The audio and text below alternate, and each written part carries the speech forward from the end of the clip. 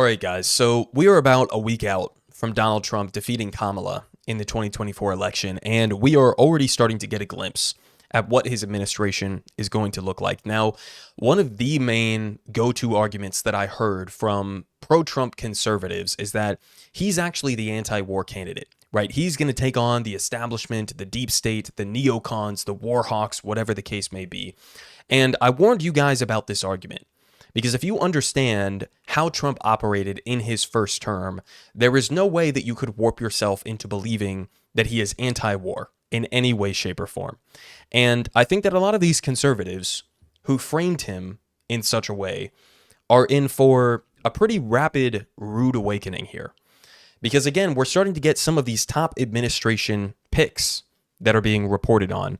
And Trump so far is basically staffing these key administration positions with neocons and warhawks. Okay, so here to start us off. Now keep in mind, this one is not confirmed by Trump himself, but this is what's being reported on. So this could end up changing. Who knows? Something crazy could happen. I'll keep you guys updated on it, but this is what we know so far. President-elect Trump is expected to nominate Marco Rubio for Secretary of State.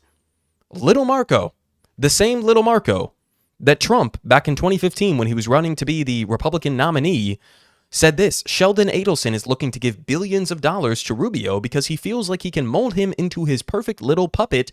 I agree. Well, I agree too, Donald, but I also agree that this same exact concept applies to you, because you took $1 million from Sheldon Adelson. In this recent election cycle in 2024, you also took money to the tune of tens of millions of dollars from the wife of the now dead Sheldon Adelson, right, Miriam Adelson, who gave tens of millions of dollars to Trump with the promise that he would allow Israel to fully annex the West Bank, right, which is something that, as I talked about yesterday, the finance minister in Israel, Bezalel Smotrich, is promising will happen in 2025. So, again, same critique here back from 2015 applies to you. We continue here because a little bit of background on little Marco. They say here from NPR, the nomination is a signal that when it comes to international diplomacy, the incoming Trump administration will be shaped by Rubio's traditional hawkishness. Traditional hawkishness. An approach that has made him one of the Senate's leading voices on foreign policy. But the two have disagreed in the past over the extent to which the U.S. should exercise aggressiveness in foreign policy measures. They say Rubio, the son of Cuban immigrants, was first elected senator for Florida in 2010 after serving in the state house, including as speaker, for more than a decade. During his time in the Senate, Rubio became a key voice in debates over U.S. foreign policy. As a member of the Senate Foreign Relations Committee, Rubio advocated for the Libyan intervention in 2011. We all saw how that played out, right? Fantastic decision there. And criticized then President Trump in 2019 for proposing to withdraw from Syria and Afghanistan. So with Marco Rubio, to summarize here, we have somebody who is aggressively hawkish when it comes to China, when it comes to Iran, when it comes to Afghanistan, when it comes to Syria, and also I guess you could throw on there like Venezuela and Cuba as well. Okay, this is not an anti-war hawk, anti-interventionist, anti-war sort of administration pick. This is actually the precise opposite of that. Now, if you don't believe me, let's hear from one of Trump's closest allies here now. Tulsi Gabbard did a big spin, obviously previously was sort of supportive of the Bernie Sanders campaign, worked her way over to the right slowly over time, and was one of Trump's surrogates, one of his biggest defenders. Here is Tulsi Gabbard, lambasting Marco Rubio as part of the neocon warmongering establishment just a few short months ago. I think it would be a huge mistake for President Trump to choose him because he represents the neocon warmongering establishment of Washington, D.C., which stands diametrically opposed to the very policies that President Trump has always stood for, going all the way back to when he ran for president in 2016 through that first term in office, and the things that he's talking about wanting to do now. And it would send the wrong message to a lot of folks who are very concerned about the fact that we are on the brink of war with Russia and China and Iran and North Korea. If So the wrong message has officially been sent, right? We no longer have to wonder about this. Now, I'm curious to see, and again, it could end up being that Trump doesn't actually come out with a confirmation that it is Marco Rubio that he's appointing to be the Secretary of State. He could pick somebody else. Maybe he picks Tulsi. Who knows what happens? But based on what we know so far, okay, the message has been sent. And the message is that, contrary to what many conservatives have said over the last number of months, that, well, in the first administration, when he appointed people like Mike Pompeo or Nikki Haley or John Bolton, he was sort of tricked by the establishment. He didn't want those people in there. He didn't really agree with them, but he didn't know what he was doing the first time around. Okay, this is the second time around. Now he knows what he's doing, right? And he's still floating people like Marco Rubio. What does that tell you about his administration? It tells you exactly what Tulsi just laid out here, that he is part of the neocon warmongering establishment, as Trump has always been. Now, we continue because it gets even worse from here, right? If you disregard Marco Rubio, let's say he doesn't end up appointing him, well, we also have these picks. Mike Waltz, Trump's pick for National Security Advisor. Let's read a little bit about this guy, Mike Waltz. So he received received 4 Bronze Stars after multiple combat tours in Afghanistan and Africa. He has the pedigree of the type of conservative who once espoused the GOP orthodoxy on foreign policy. At the Pentagon, he worked as a defense advisor to defense secretaries. Brace yourselves, guys. Let me repeat this sentence here, right? Because we're supposedly going after the neocons, the warmongers, the establishment, etc. At the Pentagon, he worked as the defense advisor to Defense Secretaries Donald H. Rumsfeld, and Robert M. Gates. He also advised, again, brace yourselves, twice now, he advised the then Vice President Dick Cheney on counterterrorism.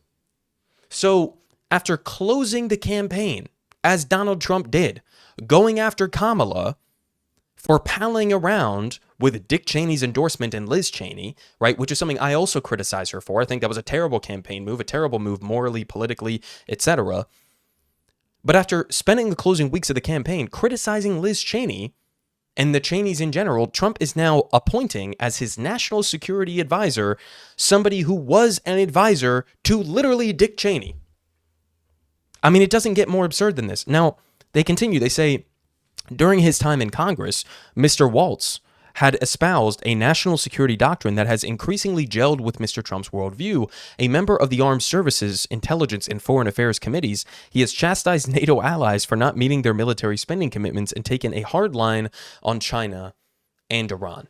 So again, here we have somebody who worked with Donald Rumsfeld and Dick Cheney, who has hawkish views when it comes to Iran and when it comes to China, and then his big critique of NATO is that other countries are not funding it enough. This is the anti-neocon. This is the anti-establishment administration that Trump is forming right now. We continue because this should be about as big of a red flag as anybody could possibly imagine, whether you are a leftist like myself or whether you are, an anti-neocon conservative. Here you have Ben Shapiro, right? Waltz for NSA, Rubio for Secretary of State.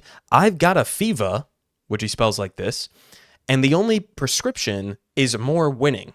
So when Ben Shapiro is celebrating these kinds of picks for Secretary of State and for National Security Advisor, key positions in this administration, when he's celebrating this, this should be setting off some alarm bells in your head. Again, whether you're a leftist or whether you are sort of an anti-neocon or an anti-war, anti-interventionist conservative, this is about as big of a red flag as you could possibly imagine.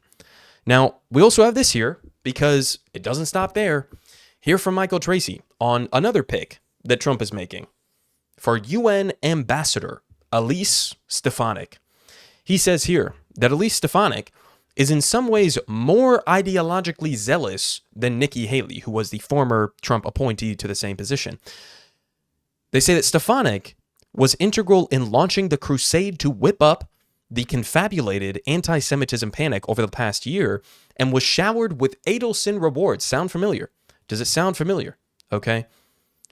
Was showered with Adelson rewards for her services, all while successfully insinuating herself into the Trump political operation. So Elise Stefanik was like one of, if not the main conservatives who was launching this like McCarthyite smear campaign against college protesters who are protesting against U.S. funding, arming, giving diplomatic cover to a genocide in Gaza. She was one of the principal actors when it came to whipping up this fake anti-Semitism panic around college students in this country. They continue. He says, Stefanik and Haley have no discernible substantive differences. Stefanik has vehemently denounced the Biden-Harris administration for insufficiently arming Ukraine and Israel and allegedly kowtowing to China. She also denounces the Afghanistan withdrawal on principle. Nor are there any discernible policy differences between Stefanik and Liz Cheney, her predecessor as the chairwoman of the House GOP conference. They say, key here, right? The only discernible difference is that Stefanik has spent the past several years diligently sucking up to Trump in every way possible, politically, legislatively, on the donor circuit, on the international circuit. Of course, she went to Israel to brag about how close of a partner she was with Trump. And it's an approach that clearly paid dividends, even if the substantive policy dimension is largely immaterial. So what he's referring to here is that Trump a few days ago made a big showing of coming out on, I think it was Truth Social, and he said, Mike Pompeo, Nikki Haley, they're not going to be a part of my administration. So people were like, oh, fantastic. Okay, so maybe he's spinning away from the neocon establishment, war hawks, etc. Turns out no. He just replaced them with people who are ideologically indistinguishable from them. The key difference here being that Elise Stefanik is one of these conservatives who fully sucked up to Trump, right? Fully got in to the MAGA cult movement, if you will. Now we move on to this, because we also have Trump's EPA, Environmental Protection Agency, appointment, as Trump plans to gut some of these climate rules. So he's chosen Lee Zeldin to lead this administration. Now, to check in with Lee Zeldin's track record here, with the LCV, one of these climate scorecard creators in terms of how he has voted on climate legislation while he's been in office, he has a 14% score. 14% environmental score. This is who we're choosing to be in charge of the Environmental Protection Agency. So a little bit more on him here. They say that President-elect Donald J. Trump announced on Monday that he would nominate former Representative Lee Zeldin, Republican of New York, to lead the EPA, a position that is expected to be central to Mr. Trump's plans to dismantle landmark climate regulations. Mr. Trump campaigned on pledges to kill and cancel EPA rules and regulations to combat global warming by restricting fossil fuel pollution from vehicle tailpipes, power plants, smokestacks, and oil and gas wells. In particular, Trump wants to erase the Biden administration's most significant climate rule, which is designed to speed a transition away from gasoline-powered cars and toward electric vehicles.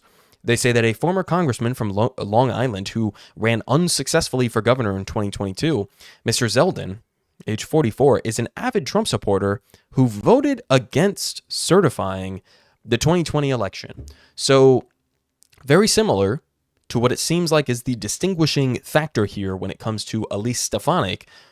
The big difference is that many of these people who Trump is appointing to these top cabinet positions are people who just were willing to go along with the 2020 election was stolen sort of narrative. They are willing to be complete and total Trump sycophants. That is the difference here. It's not an ideological difference. It's not a policy difference. It is just a difference in their deference to Donald Trump and whatever he wants to do. Now, we also had this pretty alarming video that Trump put out recently. He's been putting out a lot of these on various policy proposals that he's going to focus on in his administration. This one is specifically in regards to the Mexican drug cartels. And the reason that I include it in this video is because I'm struggling to understand after listening to this how you could interpret this other than a potential declaration of war on Mexico. So let's go ahead and listen to this. Madam President, it will be the policy of the United States to take down the cartels, just as we took down ISIS and the ISIS caliphate, and just as, unlike the situation we're in today, we had a very, very strong border, the strongest border, in fact, in the history of our country, and drugs were at a low of 45 years. There's been nothing like what we did just 2 years ago. We will show no mercy on the cartels. Every day, drug traffickers are using the waters of our region to ship their lethal poisons to America, killing so many of our people and ruining families. In addition to restoring strong border security, I will deploy all necessary military assets, including the U.S. Navy, to impose the full naval embargo on the cartels. I did that before, and it worked. What we did was incredible. We will guarantee that the waters of the Western Hemisphere are not used to traffic illicit drugs to our country. Furthermore, I will order the Department of Defense to make appropriate use of special forces, cyber warfare, and other overt and covert actions to inflict maximum damage on cartel leadership, infrastructure, and operations. I will designate the major cartels as foreign terrorist organizations. We will sever their access to global... Okay, so that last bit there is kind of a summation of his view on this, right? We are going to designate the cartels as foreign terrorist organizations. Guys, I mean, listen, I'm not trying to get just into the semantics here, but what is a definition of terrorism? Usually it means, enacting violence against civilians for a specific political reason, right? The cartels are a business, which is something that he referenced earlier in this video, so he's sort of like contradicting himself, but the cartels are a business. They care about making money off of the black market of drug sales in the United States around the hemisphere, right? Keep in mind also, as he points out, the trafficking of drugs from Latin America into the United States, most of the drugs that are coming over are coming through legal ports of entry, and they're being trafficked by American citizens. Now, I'm not saying any of this as like a defender of the cartels. We're just talking strategy, okay? How do you defeat the cartels? Because there are two major different approaches that are sort of being floated right now by the left and by the right as represented by Donald Trump. My proposal would be we decriminalize, we legalize certain drugs that are safe for, regular consumption, legal consumption amongst Americans. We tax and we regulate the drugs, right? You decriminalize the system so that there isn't this massive black market that drug cartels can capitalize on. That would sort of be my approach. Is that going to be perfect? No, of course not. But you expand, addiction services. You make sure we have universal health care that people have access to. You make it so that people's, material conditions are improved in a way that would potentially lower the amount of people who end up addicted to, destructive substances, things like that, right? That would sort of be my general approach to tackling the issue of overdoses and, trafficking and whatever else the case may be. Trump's approach, on the other hand, is not to enhance any of those social services or to address this in a humanitarian way, but is instead to take the drug war or the war on drugs and to make it a literal war. I mean, he says in this clip, he wants to treat the cartels in the same way we treated ISIS. So again, the natural conclusion from this kind of a clip is, well, Trump is suggesting that we bomb Mexico, right? Or at least several countries in Central and South America. I don't know how else you could possibly, conclude from this. He's talking about using the Navy. He's talking about using special military ops in order to go after the drug cartel's leadership, which again is not going to address the underlying reality that if there is a black market for the consumption of these drugs here in the United States, then even if you take out the top guys at these drug cartels, they're not just going to disappear. That's not how this works. There's a market for it, and so that market is being fulfilled nefariously by some of these drug cartels. But his strategy is just, let's go to literal war with them. Which, again, I don't know how you do that because you don't have the approval from the Mexican authorities. So are you declaring war on Mexico, one of our largest trade partners in the fucking world? You're going to declare war on them? You're going to bomb inside Mexico? Do it like we did with ISIS? I mean, guys, this is insane. This is complete and utter insanity. But this is stuff that he's casually talking about doing in his next administration. Now, we also had some takes here that I wanted to get to. This one here from Glenn Greenwald, just to finish off the video. Trump often deviated from the views of his top advisors, and I know that Donald Trump Jr. and others are doing what he said below, but Trump's last three appointees, Stefanik, Mike Waltz, and Rubio, are war hawks, fully aligned with the worst prongs of the bipartisan D.C. consensus. And so here he's responding to a tweet from both, comedic Dave Smith, comic Dave Smith, where he says that you need to keep all of the neocons and war hawks out of the Trump administration. And you had Donald Trump Jr. responding to this saying, agreed, 100, 100, 100, I'm on it. Well, again, it looks like you weren't on it enough.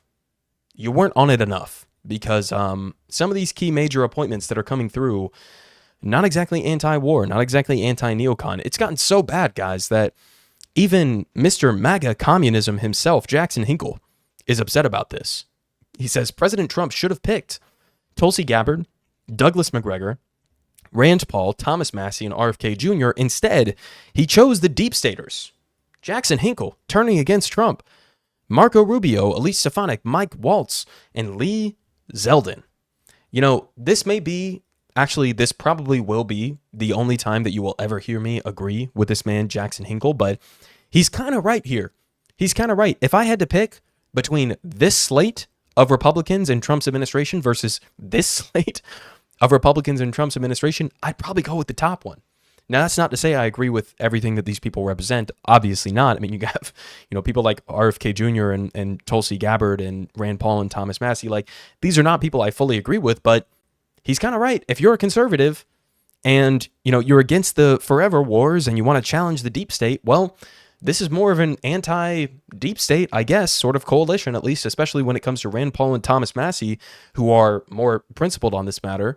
But instead, Trump goes with this. So he's betraying MAGA, and MAGA is upset. Not just the MAGA right-wingers, but also the MAGA communists as well.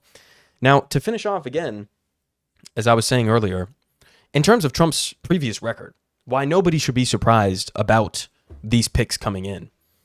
So Trump is anti-war. Let's check on that. Here's what he did last time around.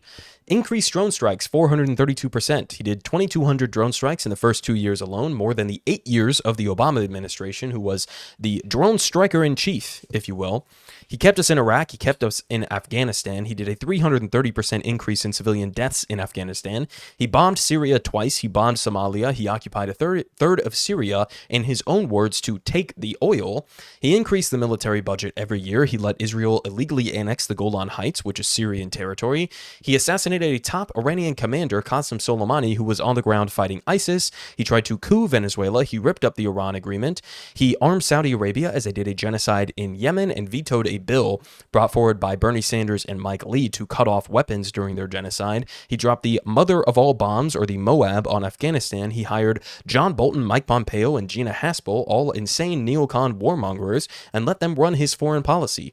He pardoned Blackwater war criminals. He signed pro-torture executive orders, and his first military raid as president killed an American girl. This is not even a complete list here, guys, but this is the list that should give you some sort of an idea as to why we were saying that it is delusional to believe that Trump was ever going to be the anti-neocon candidate.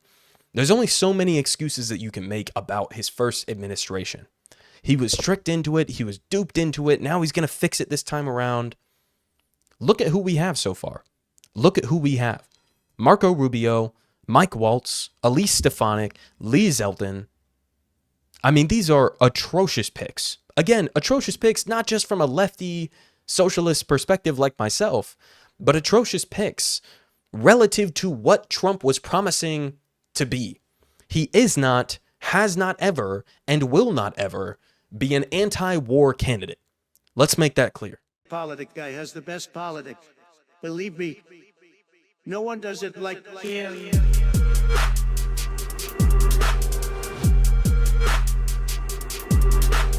Believe me, everyone is saying